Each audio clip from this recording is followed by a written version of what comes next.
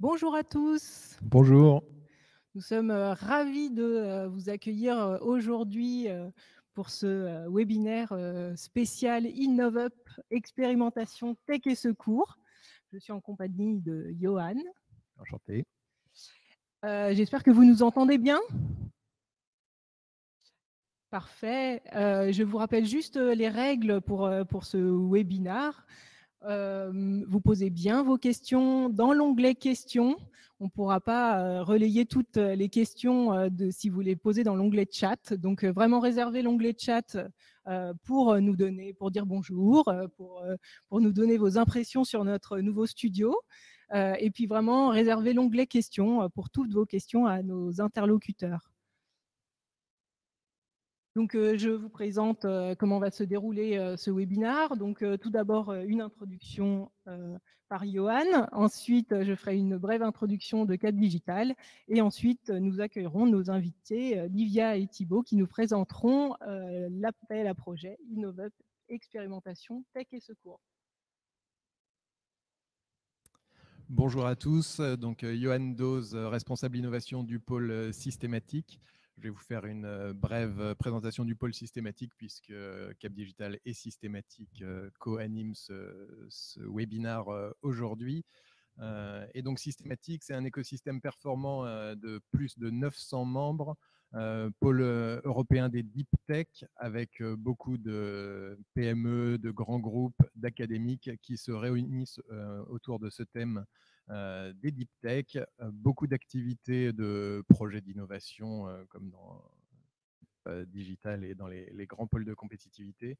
Et vraiment, le but de Systématique, c'est de rassembler tout cet écosystème, faire se rencontrer les gens autour de plusieurs thématiques deep tech et faire prospérer les acteurs du pôle, notamment grâce à l'innovation.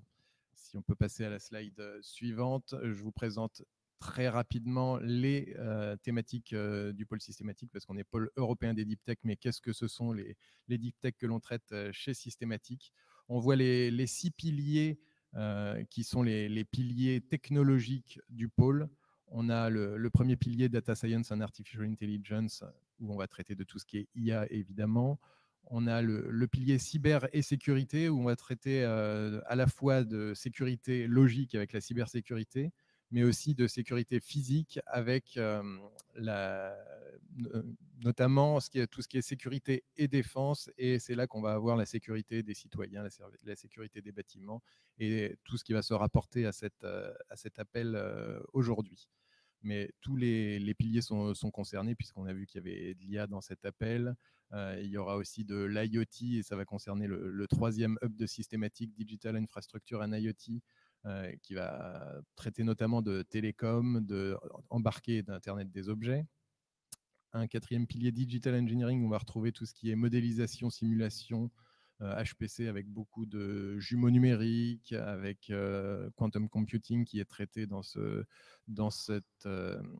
hub, et qui est traité aussi dans le hub Optics and Photonics, qui est un peu le petit nouveau, alors petit nouveau depuis 1 ou 2 ans maintenant, de Systématique, puisqu'on s'est rapproché du cluster Optics Valley, et qui, du coup, se retrouve au sein de ce hub et qui va traiter tout ce qui a lien aux photons, qui est très, très actif, et on est fiers de les avoir recueillis dans le pôle systématique.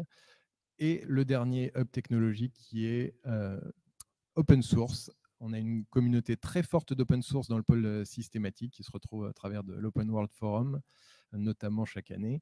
Et donc tous ces piliers un peu technologiques sont au service de nos 3 groupes enjeux de systématique, avec le premier groupe enjeu qui est la transformation numérique des territoires. On va voir tous les thèmes de smart city, énergie, mobilité qui vont être traités dans ce groupe. Un deuxième groupe qui est vraiment au cœur de Systématique, transformation numérique de l'industrie et des services, avec tout ce qui est industrie 4.0.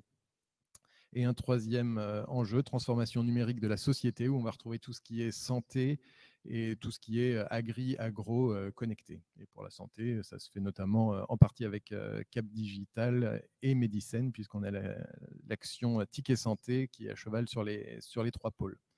Et on retrouve donc au niveau de ces 9 groupes vraiment toute la force de Systématique.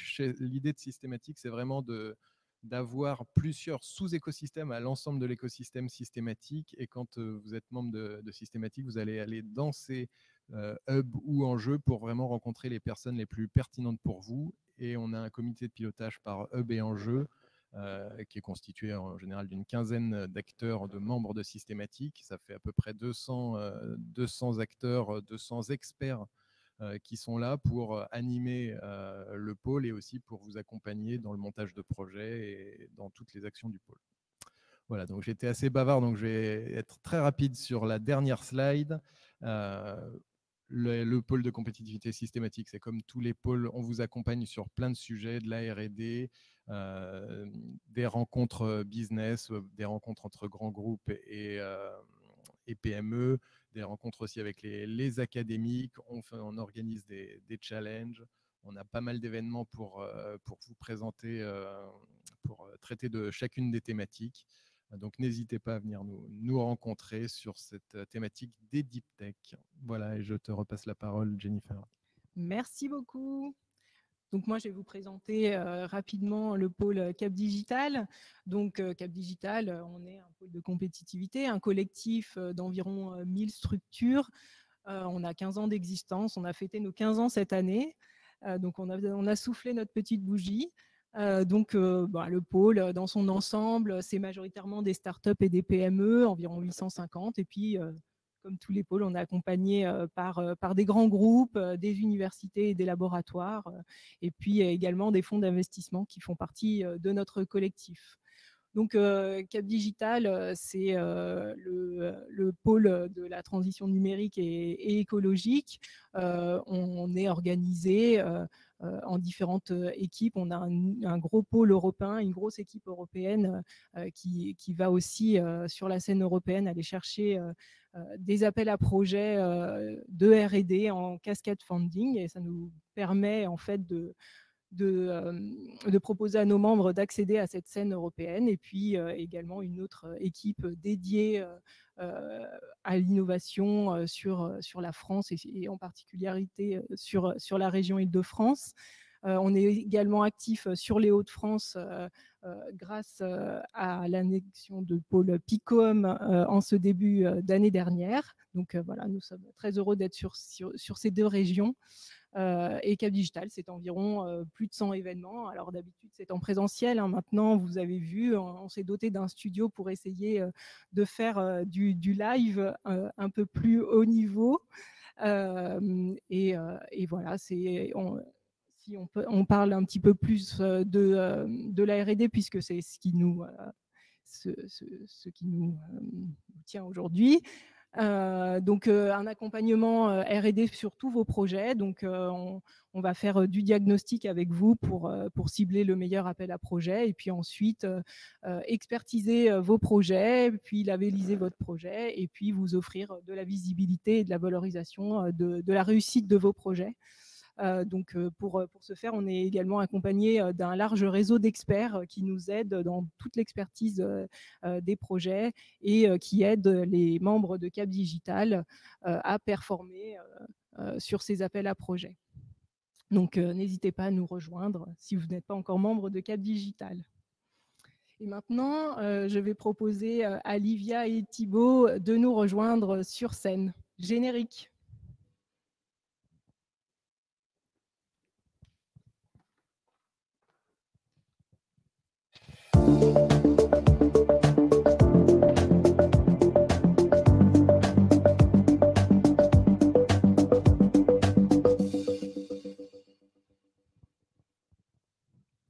Bonjour Livia, bonjour Thibaut, nous sommes vraiment enchantés de vous accueillir aujourd'hui dans le studio des Cap Digital pour la présentation de l'appel à projet Innovap Expérimentation Tech et Secours. Bonjour à toutes et à tous, Livia Clinteux de la direction des aides aux entreprises de la région Île-de-France.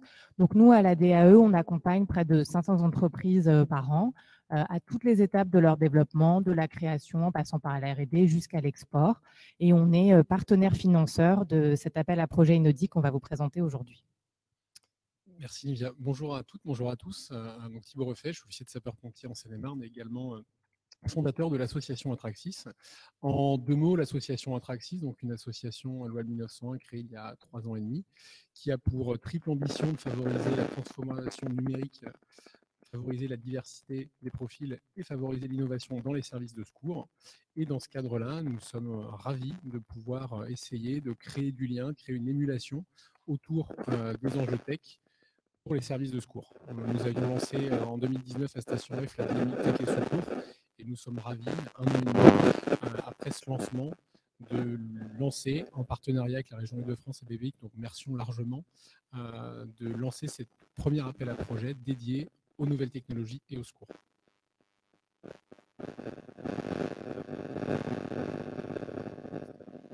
Alors, merci surtout à Cap Digital pour cette invitation à vous présenter l'appel à projet. Alors, quelques mots déjà pour vous faire un petit peu le cadrage et vous donner des contours de cet appel à projet. Alors, l'objectif, c'est vraiment de mettre à profit l'écosystème francilien R&D à destination des services de secours pour améliorer leurs pratiques au quotidien, avec plusieurs objectifs. Celui, évidemment, d'acculturer les services de secours aux nouvelles technologies, mais aussi celui de sensibiliser les porteurs de nouvelles technologies que vous êtes au cas d'usage des secours, parce qu'on sait que c'est une thématique sur laquelle il n'y a pas forcément beaucoup de solutions et de projets qui ont fleuri ces dernières années. Et puis celui très concret, évidemment, de développer, de déployer des solutions sur le terrain pour rendre plus efficaces les services de secours en Île-de-France. Alors, comment s'organise cet appel à projet? Donc, il est articulé autour de plusieurs terrains d'expérimentation identifiés en Île-de-France. Donc nos services départementaux d'incendie et de secours, qui ont formulé 5 défis opérationnels qu'on détaillera un petit peu plus tard. Et pour répondre à ces défis, les entreprises lauréates seront accompagnées financièrement par la région et par BPI, et de manière opérationnelle par nos pôles de compétitivité partenaires au cours des expérimentations.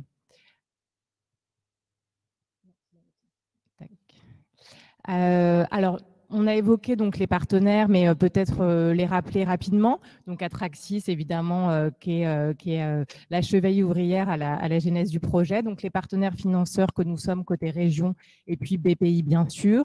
Les services départementaux d'incendie et de secours d'Essonne, des Yvelines et de la Seine-et-Marne, qui, il s'agit de l'avoir en tête, rassemble plus de 160 casernes et près de 10 000 sapeurs-pompiers pour plus de 300 000 opérations par an, donc c'est considérable. Et puis, les pôles partenaires Cap Digital et Systématique. Alors peut-être pour nous expliquer que sont ces défis opérationnels identifiés par les services d'incendie et de secours, je vais laisser la parole à Thibaut. Merci Livia. Le premier défi qui est lié à la prise en charge préhospitalière des victimes. Alors pour information, les sapeurs-pompiers, c'est effectivement l'incendie, mais c'est également la prise en charge préhospitalière, le secours, et c'est dans leurs activités plus de 85%. Donc c'est pour ça que pour nous, c'est important d'avoir un défi dédié à la prise en charge par les ambulances que vous voyez régulièrement. L'idée, c'est de se dire que dans le secteur de la santé, tout un tas de nouvelles technologies ont permis d'améliorer les diagnostics médicaux, d'accélérer les prises en charge. Et nous considérons que pour la partie secours, c'est également très important de pouvoir mettre à disposition de nos équipes sur le terrain, nos secouristes dans les ambulances, nos médecins et nos infirmiers, leur permettre de leur mettre à profit ces nouvelles technologies pour accélérer la prise en charge, améliorer leur diagnostic et leur permettre de transporter ces victimes dans les meilleures conditions, dans les meilleurs hôpitaux adaptés aux pathologies. J'imagine qu'il y aura des questions à la fin sur lesquelles on pourra revenir sur différents défis. Le deuxième défi, le numéro 2, c'est renforcer la sécurité des sapeurs-pompiers face aux risques qu'ils rencontrent, parce que effectivement, les sapeurs-pompiers évoluent dans des environnements souvent dégradés, dans des environnements souillés, que ce soit par des pollutions, risques chimiques, par des fumées d'incendie, également lorsqu'ils interviennent en milieu hyperbare. Et l'idée de ce défi, c'est d'essayer d'optimiser le suivi de l'exposition au risque des sapeurs-pompiers pour leur proposer une prise en charge et un accompagnement tout au long de leur carrière sur l'exposition à ces différentes situations génératrices de risques. Et dans ce cadre-là, nous avions développé lors du Covid-19 une application avec une start-up spécialisée en intelligence artificielle, Anamnèse, où on avait concrètement essayé de mettre en place avec des services de secours 5 SDIS, une application pour optimiser par les services de secours le suivi des différents agents et permettre de détecter des clusters ou de détecter de façon précoce des agents porteurs du Covid. Donc, autour de ce sujet, il y a tout un tas de possibilités. Le défi numéro 3 sur la sensibilisation à la formation et surtout former massivement la population aux gestes qui sauvent. Aujourd'hui, en France, seul 20% de la population est formée aux gestes de premier secours.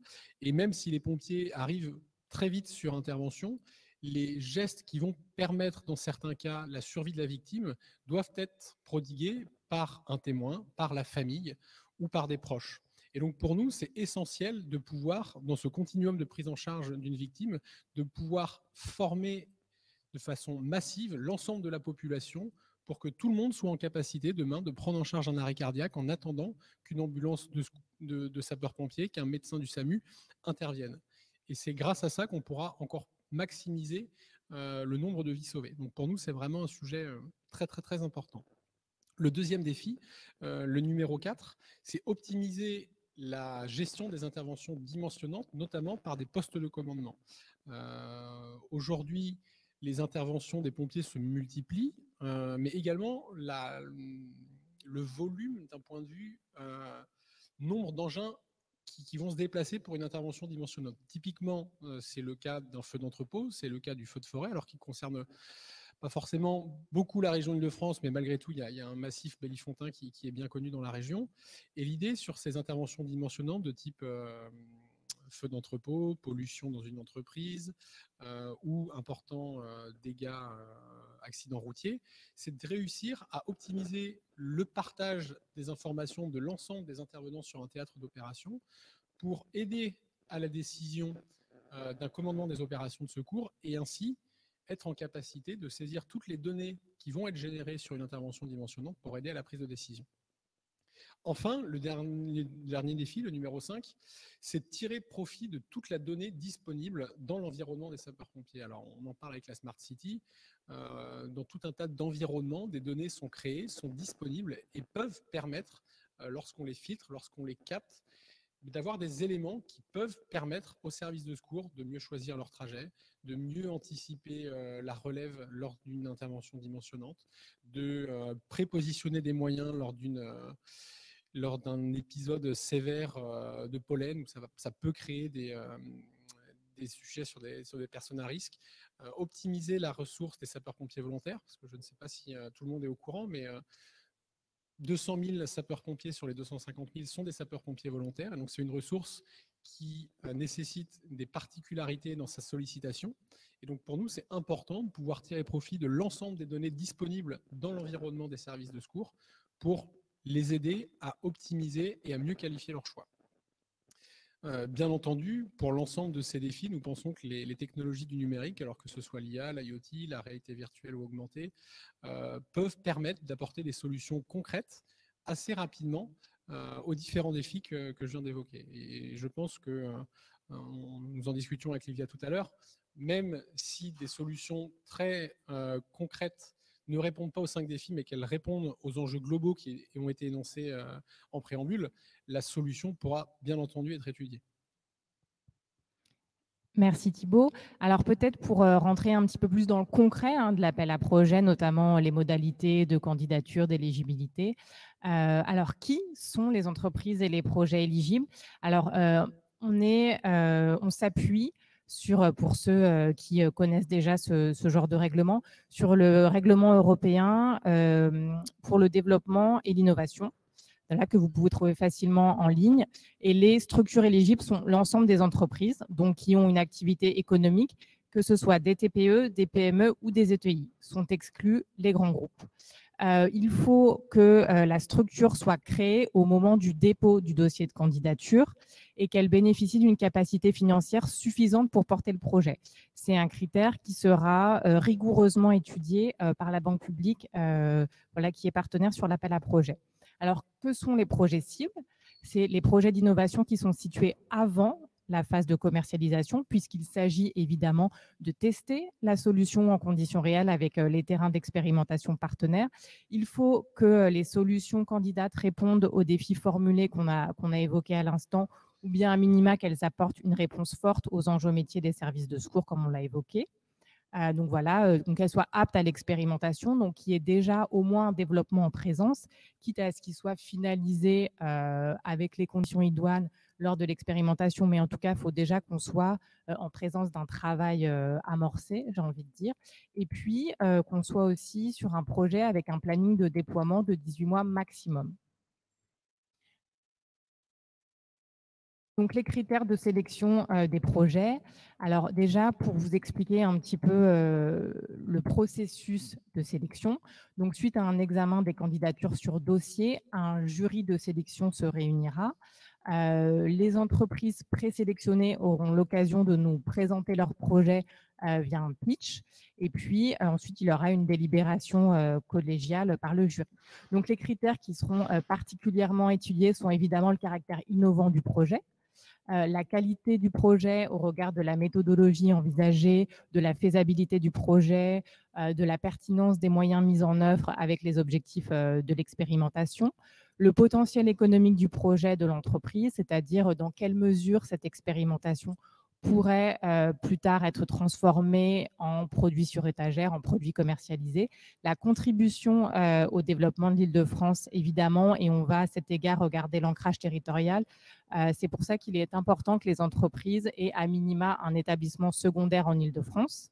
Sera regardé attentivement, évidemment, la pertinence au regard des défis formulés par les services départementaux d'incendie et de secours, et puis surtout les modalités de travail avec la communauté de sapeurs-pompiers, puisque voilà, il s'agit vraiment d'expérimenter en conditions réelles, y compris dans un cadre possible d'intervention des services de secours. Donc tout ça forcément implique une méthodologie et un cadre de travail adapté.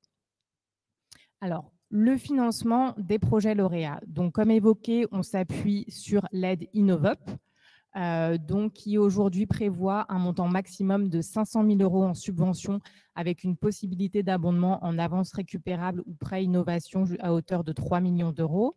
On est sur des modalités où l'aide vient s'adapter à votre projet en fonction du budget éligible, donc de l'ensemble des dépenses que vous allez présenter pour mettre en place votre projet d'expérimentation.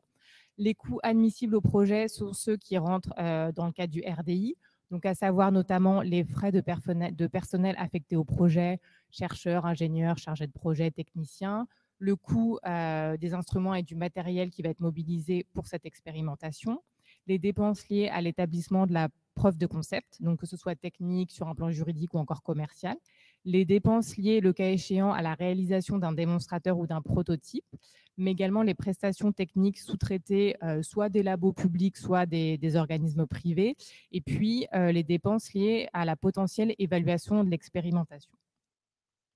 Donc, le calendrier de cet appel à projet, donc, il est ouvert dès à présent. Toutes les informations sont disponibles en ligne sur le site régional. Vous pouvez candidater sur le site dédié Mes démarches jusqu'au 26 mars, donc date de clôture de la phase de candidature. Il y aura donc, comme évoqué, une phase d'analyse des dossiers par les partenaires jusqu'au 25 mai où se tiendra le jury. Et puis, après, évidemment, un temps de travail entre les 10 terrains d'expérimentation et les entreprises désignées lauréates. Les expérimentations pourront démarrer à partir de septembre 2021. Merci beaucoup, Olivia. Merci beaucoup, Thibaut. Si vous le voulez bien, on va passer aux questions-réponses. Je vais commencer par répondre à la première question de Gildas, qui demandait s'il faut nécessairement être membre de Cap Digital ou de Systématique pour répondre à cet appel à projet. Évidemment que non. Vous pouvez répondre à l'appel à projet, même si vous n'êtes pas membre d'un pôle de compétitivité. Une deuxième question de Benjamin. Est-ce que les projets peuvent être portés par plusieurs PME qui auraient une valeur associée à associer leurs briques technologiques? Oui, à ma connaissance, il n'y a pas d'empêchement réglementaire, on va appeler ça comme ça. Après, par contre, se pose la question de créer une structure, une association, en tout cas une structure idoine pour permettre de porter le projet comme il se doit et répondre voilà, à l'ensemble de ce qui est attendu par la structure. Notamment, ne serait-ce que pour le versement de la subvention, pour un tas de questions administratives. Dans ce cas-là, il peut être intéressant de créer une association. Ok. Ou sinon, un porteur. Ou un porteur, effectivement, qui travaille après en partenariat. Voilà. Mais en tout cas, après, au cas par cas, il y a aussi une adresse mail qui figure dans la présentation et qu'on va vous transmettre. Vous pourrez justement poser des questions précises de ce type auxquelles on répondra au cas par cas en fonction des configurations bien spécifiques. Une autre question de Thomas qui demande: est-il possible de soumettre et être retenu sur plusieurs défis? Alors, c'est un cas de figure qu'on n'a pas imaginé. Après, il en va aussi, j'ai envie de dire, des ressources mobilisables, hein, tant du côté des entreprises que du côté des terrains.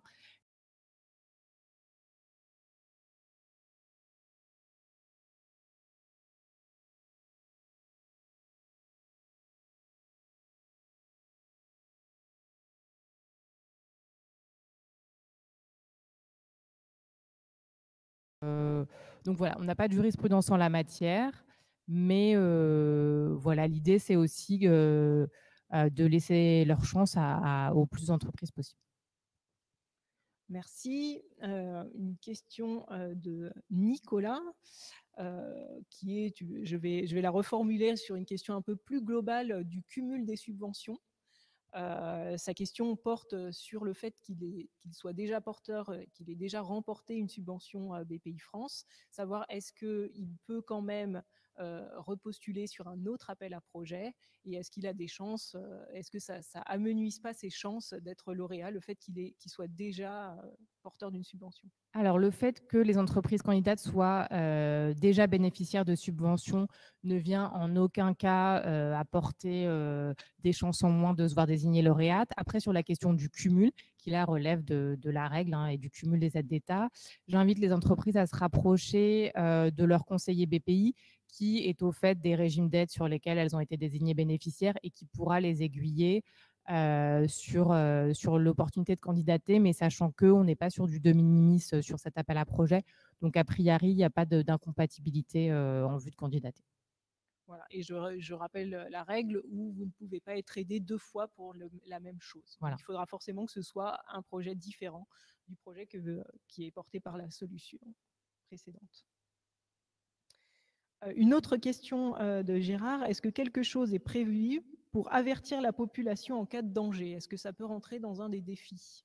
Alors, il y a des solutions qui sont en cours de réflexion justement pour alerter la population en cas de danger. Il en existe plusieurs. C'est une solution qui pourrait rentrer dans le cadre d'un défi, notamment sur le défi 4, le défi 5, pardon, sur tirer profit de la donnée disponible pour, je sais exactement comment il est formulé, mais tirer profit de la donnée disponible, la localisation d'une personne dans une zone sinistrée. On peut considérer que c'est tirer parti de la profit disponible pour l'alerter, donc pour éviter que le citoyen soit dans une zone où un risque puisse se présenter. Donc ça pourrait rentrer dans un défi. Mais c'est les solutions qui sont déjà traitées industriellement. Merci. Donc, d'autres questions autour des aspects financiers en fait, de l'aide. Une question de Laurent qui demande des précisions sur quand vous dites que l'entreprise doit avoir la capacité financière, est-ce que vous pouvez préciser? Oui, alors concrètement, donc comment s'organise le versement de la subvention? 60% de la subvention est versée au moment de la signature du contrat, 40% à la fin du programme. Donc, ça suppose déjà que durant le programme, l'entreprise ait l'assise financière pour venir supporter ce décalage de trésorerie. Et puis, plus largement, il y a aussi la question de l'entreprise en difficulté qui, de toute façon, est valable pour l'ensemble des aides publiques, c'est-à-dire que les fonds propres ne peuvent pas être inférieurs à 2 fois le capital social. Donc, il y a déjà ça à avoir en tête. Et puis, globalement, ce qu'on va regarder, c'est que l'entreprise a les reins solides, c'est-à-dire qu'elle a la capacité financière de tenir le temps de l'expérimentation. Merci beaucoup. Donc, il y a d'autres questions qui sont disponibles, dont les réponses sont disponibles dans les slides. Donc, je vais passer brièvement sur la question de Sander. Est-ce que une partie des dépenses pour la réalisation du démonstrateur ou du prototype peuvent être sous-traitées? Donc, vous y avez répondu oui, à hauteur de 49% de la subvention. Tout à fait. Pareil, une question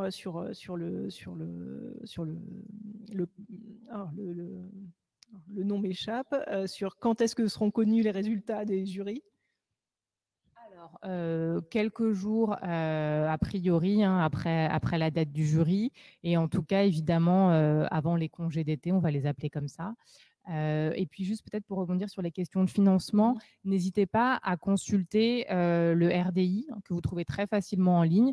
Ça vous donnera tous les taux de subvention selon le type de dépense. Enfin, voilà. Ça vous permettra vraiment de qualifier un petit peu l'assiette de dépenses éligible sur laquelle vous pouvez compter pour mettre en œuvre votre projet. Une question concernant les défis, une question de Dorian qui demande, dans le défi 5, vous parlez de tirer profit de toute la donnée disponible.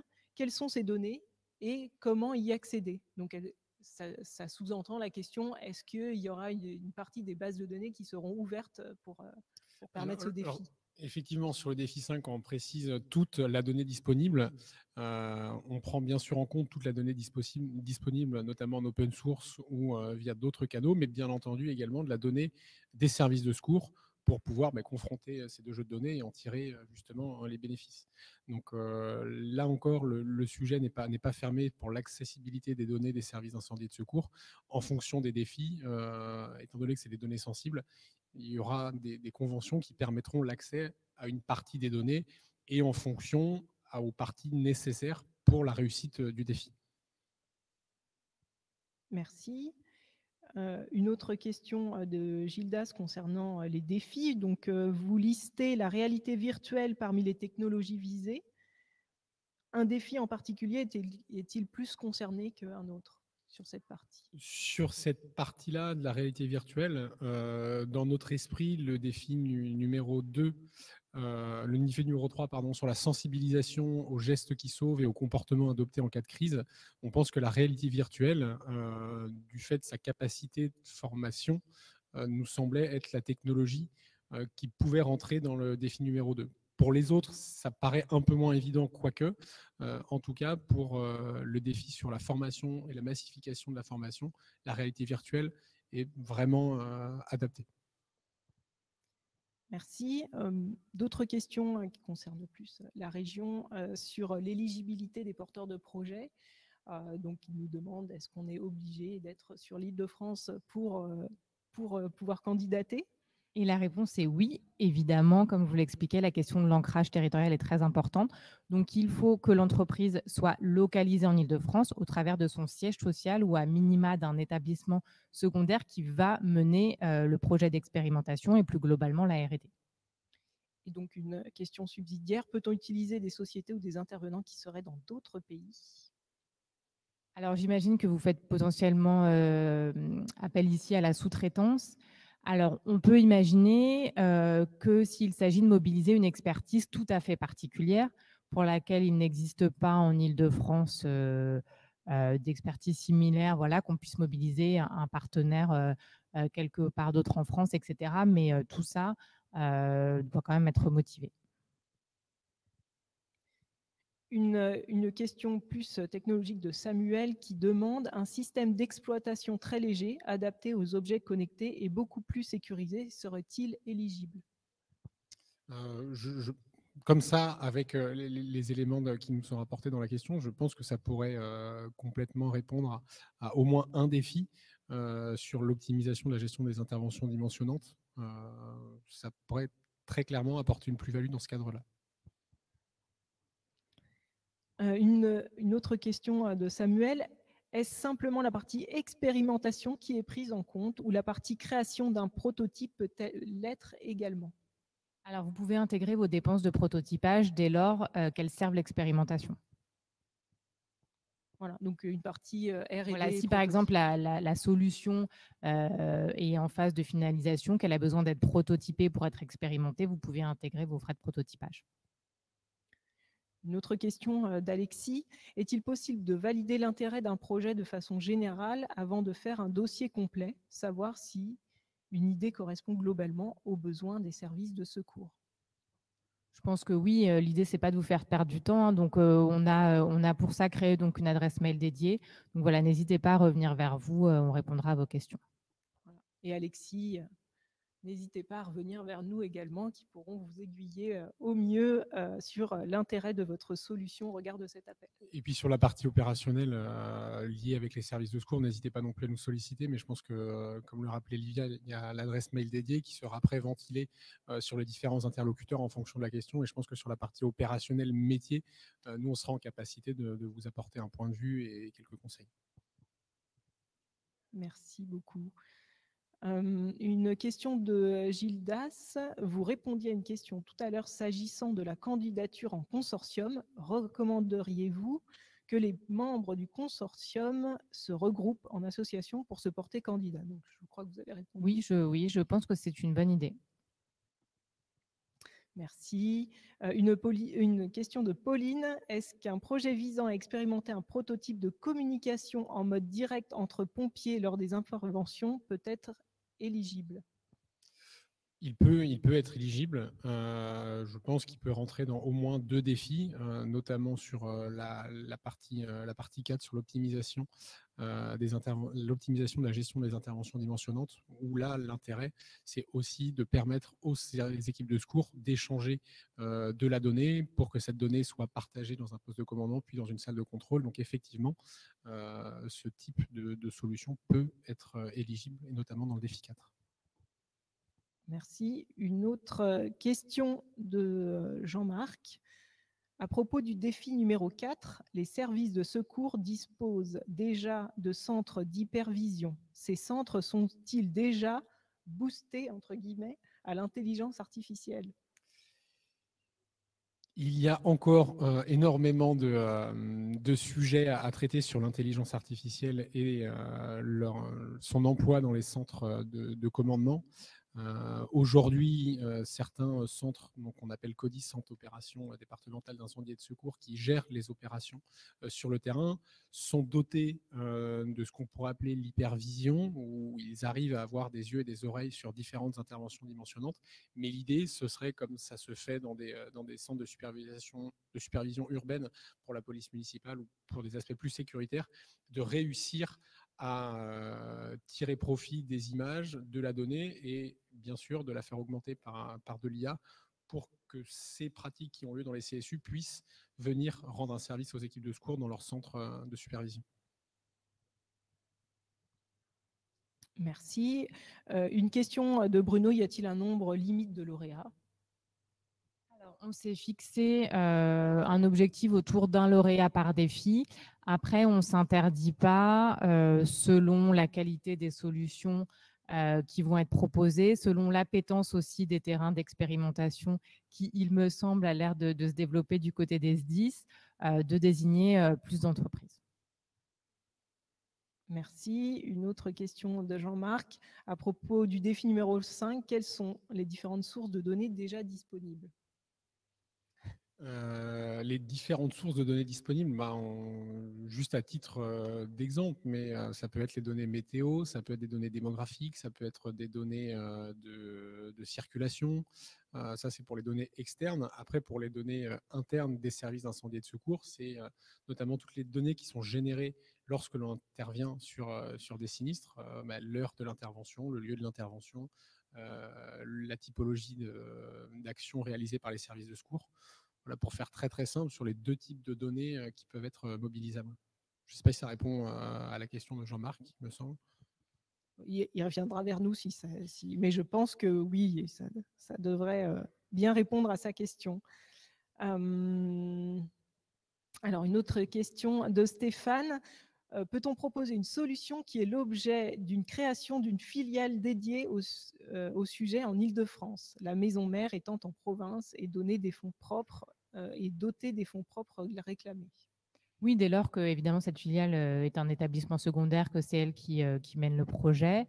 Oui. Oui. Alors, une question de Kourov. Est-ce qu'un système d'information embarqué et portatif par les secouristes peut être éligible? Je pense que oui, dans le défi numéro 1, permettre aux sapeurs-pompiers d'optimiser la prise en charge préhospitalière des victimes, donc tous les actes de secours et de secourisme, je pense que la solution qu'elle évoque peut rentrer dans ce cadre-là. Donc, a priori, il n'y a pas de difficulté pour répondre avec ce type de solution. Une question de Christophe. Serait-il possible d'avoir accès à des jeux de données réels anonymisés issus des SDIS, comme des dialogues téléphoniques ou des CRS? Ce sera clairement pas possible en amont. Ce sera potentiellement possible une fois que l'entreprise sera sélectionnée si elle correspond aux besoins des services de secours. Et dans ce cadre-là, il y aura des conventions qui permettront éventuellement des échanges de données en respectant strictement les différents règlements en vigueur, sachant qu'une bonne partie de nos interventions, comme je vous le disais tout à l'heure, c'est du secours à victimes, donc c'est des données qui sont considérées comme des données médicales, et donc forcément ça implique des contraintes qui sont particulières et qu'il faut prendre en compte. Une autre question de Samuel. Une application qui permet de se repérer dans les différents lieux, hôpitaux, aéroports, etc., est-elle éligible? Oui, je pense que cette solution pourrait répondre à le défi numéro 5, notamment sur tirer profit de la donnée disponible. Donnée disponible, la localisation ou des plans d'un bâtiment, on considère que c'est de la donnée. Et donc, dans le défi 5, ça nous permet d'optimiser la préparation en mieux repérant des lieux, en mieux repérant des organes de sécurité. Et ça nous permet également, lors de la réalisation des interventions, de pouvoir gagner du temps et donc d'améliorer la qualité du service rendu. Donc, je pense qu'il n'y a pas de difficulté pour ce type de solution. Très bien. On arrive un petit peu au bout des questions. Une dernière question de Jean-Baptiste pour confirmation. Si on a une société qui répond à plusieurs défis, il vaut mieux se concentrer sur un des défis. Ou est-ce qu'on peut maximiser ses chances? Vous pouvez toujours maximiser vos chances. Oui, après, ne vous dispersez pas non plus. Voilà, il s'agit je pense, de faire une candidature efficace. Mais oui, ça me semble pas, si votre technologie est pertinente au regard de plusieurs défis, de vous positionner sur plusieurs défis. Très bien. Et peut-être, on va prendre une dernière question de Ludovic qui demande: le capital social et les fonds propres peuvent-ils être abondés à la sélection du dossier et non pas au dépôt, sachant que la technologie innovante est déjà développée? En fait, on va vous demander de produire ce qu'on appelle un prévisionnel. Donc voilà, donc un prévisionnel n'a pas à être réalisé au moment du dépôt. Par contre, il va nous donner un indicateur de la situation financière de l'entreprise pendant le déroulé du projet. Merci beaucoup. Je pense qu'on a répondu à pratiquement toutes les questions. Donc, je vais vous remercier. Merci beaucoup. Merci à vous. Merci d'avoir été avec nous. Merci également à Johan d'avoir présenté et d'accompagner cet appel à projet. Et puis, je vous souhaite à tous une très bonne journée. N'hésitez pas à contacter Systématique, à contacter Cap Digital, à contacter la région. Oui, il y a tous les documents et moyens de rentrer en contact avec nous sur le site de la région, que vous retrouverez facilement toutes ces informations sur l'appel à projet. Et puis à vos candidatures. Voilà, Merci travaillez beaucoup. bien. Merci à tous. Merci à vous et bonne journée.